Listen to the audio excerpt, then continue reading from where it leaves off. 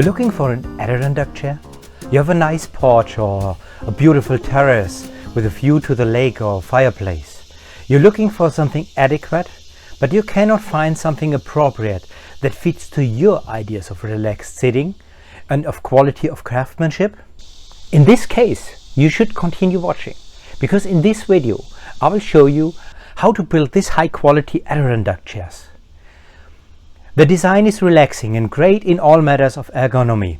You can spend the whole evening in it, even without a cushion, without feeling uncomfortable.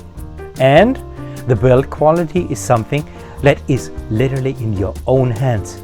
But no worries, even if you're a first-time builder, it's doable and it is even great fun, especially when you can enjoy a very long-lasting piece of nature that you brought into shape with your own hands. I will show you the build in 6 steps.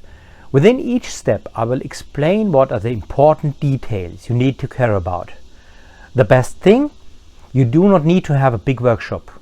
Some hand tools and a small area in your garage is enough. So come on and follow me through this great experience.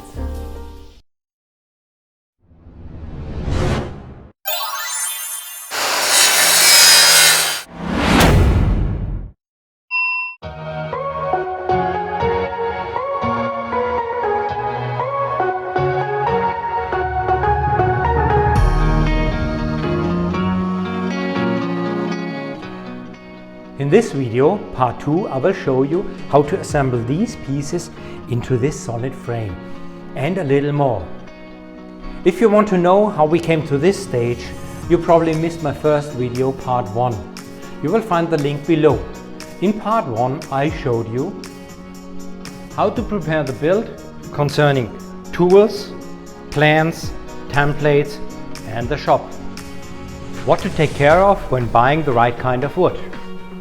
And how to cut these boards into these pieces that are needed for the next step.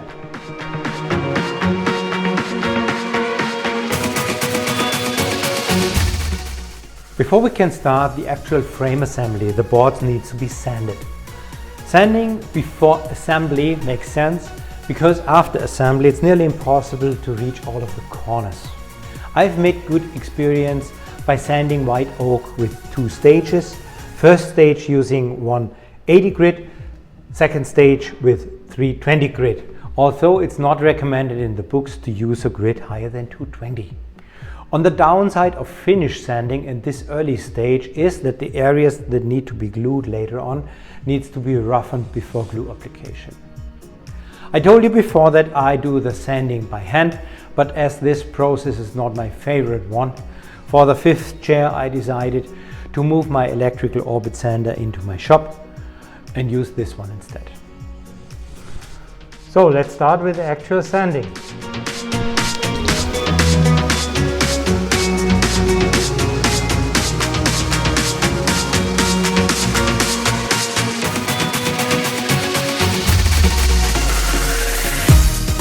Here you see the difference between a sanded board and a not sanded board. The intention for sanding the boards is to eliminate the planing marks and other surface defects, and there are always some. And you would probably do not really realize them, but after oiling the finished chair, the real natural beauty of the wooden grain is exposed in a way you would never achieve without sanding.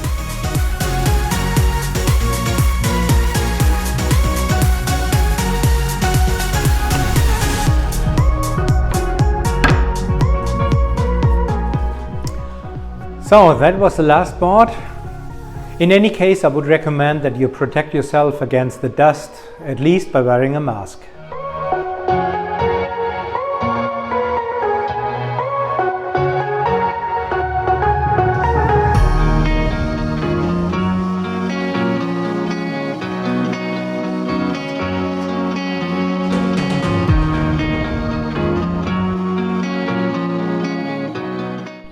In bright daylight, the difference between hand and machine sanding is becoming obvious.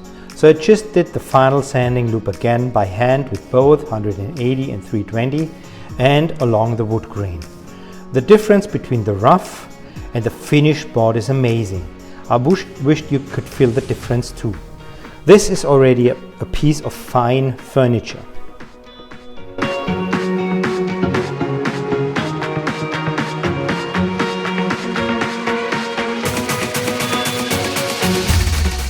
The first two sub-assemblies will be the right-hand and left-hand side frame. In order to assemble the parts accurately, I use a positioning template.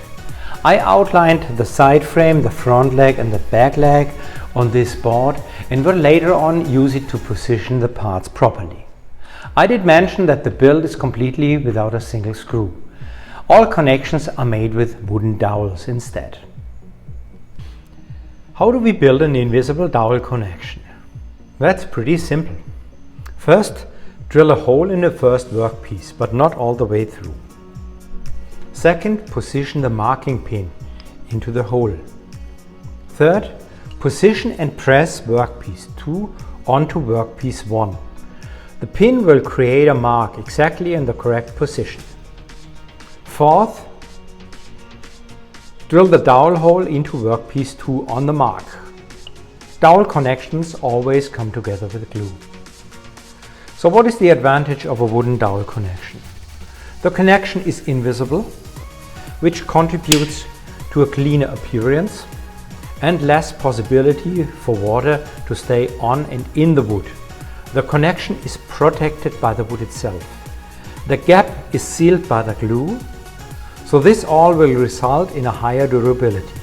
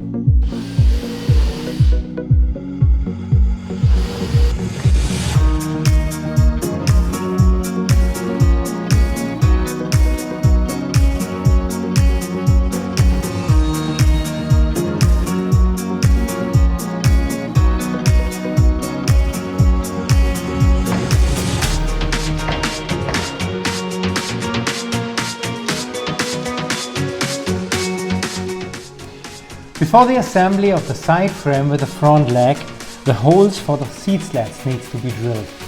They will not be accessible after that.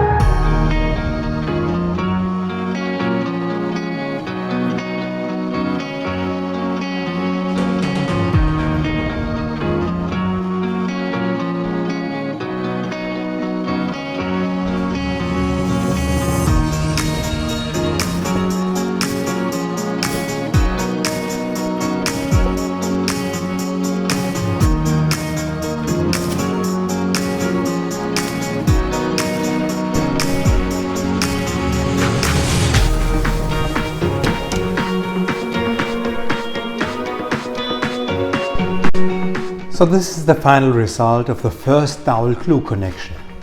It's bomb-proof and stronger than the oak wood itself. The gap is sealed, preventing water from intruding. If you wonder what was the blue tape on the panels, by now you probably realize that I'm a perfectionist. The tape is for protecting the wood from the squeeze out of the glue. With the tape around the connection and the surface, the wood is being protected from mutilation. But you can leave that out if you think that is overdone. In this style we proceed with the 3 remaining side frame sub-assembly connections.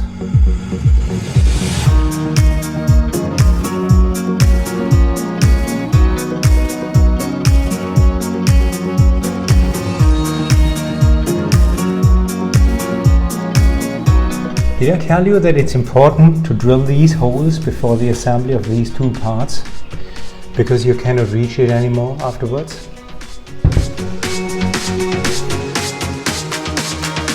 Faults happen. You just need to be creative and find a way how to iron it out. Here you see the finished half assemblies, right hand and left hand. The connections are invisible, the gaps are tight and the surface clean from glue. So how do we now connect these 2 halves? We are starting with the stretchers, the front and the rear stretcher. The 2 seat frames, upper and lower, are assembled from the top and therefore can be connected at a later stage. How do we join these parts now? Correct, with dowel glue connection technique. These joints are the most important parts of the chair and the preparation should be done really carefully. This step will decide if the chair stands straight on all 4 legs. Let me do the preparation and I will show you the result in a few seconds.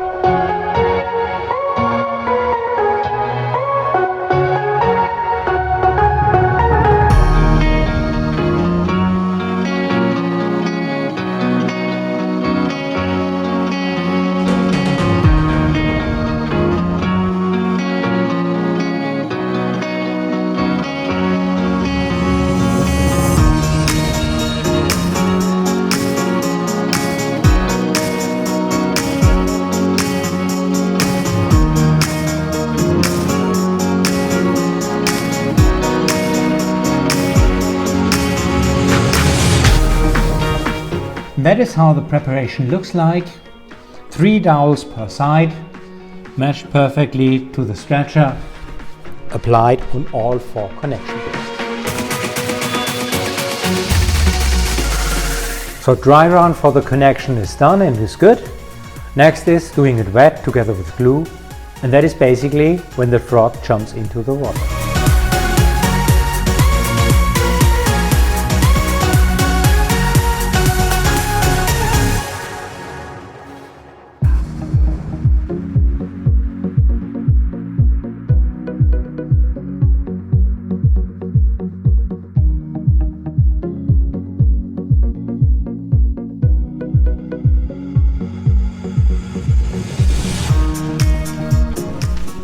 Let's call it a day.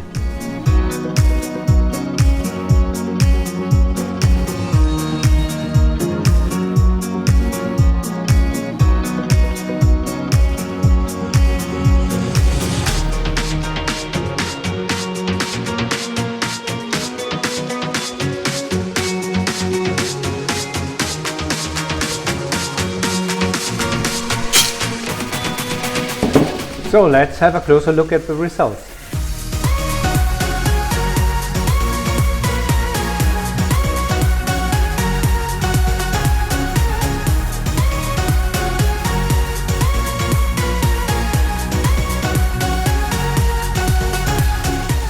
I told you that the upper and the lower seat frame need to be assembled at a later stage.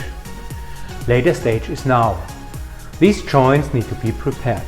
I will show you how.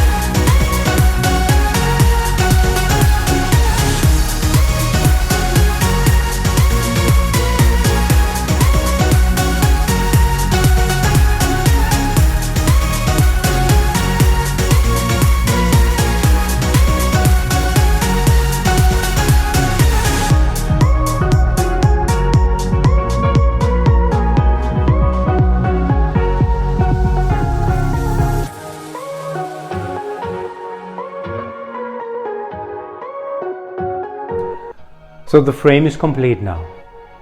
Next step will be adjusting and connecting the back slats and the seat slats, as well as the armrests.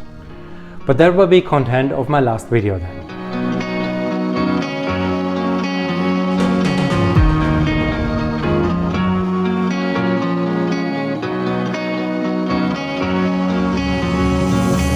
Let me resume. In this video I showed you all the preparation and necessary techniques to assemble this solid frame out of the pre-cut and sanded single pieces. For the assembly I did not use a single screw, but used and showed you how to use wooden dowels together with glue, which will result in a much cleaner appearance and longer durability.